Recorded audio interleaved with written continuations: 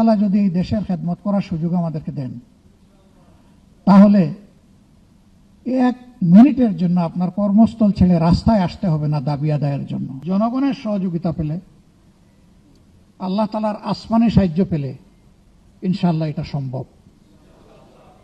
আমরা বিশ্বাস করি 5 বছরে উন্নয়নের বুলেট ট্রেন আমরা চালু করতে পারবো না, কিন্তু ইনশাআল্লাহ এক্সপ্রেস ট্রেন আমরা চালু করতে পারবো।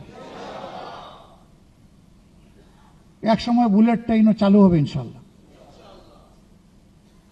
ইনার্সি অফ মোশনে তখন সিভিলাইজেশন সামনের দিকে চলতে থাকবে আল্লাহ চাইলে। আমাদের সমাজে দায়িত্ববোধের চাইতে মর্যাদার লড়াইটা বেশি হয়।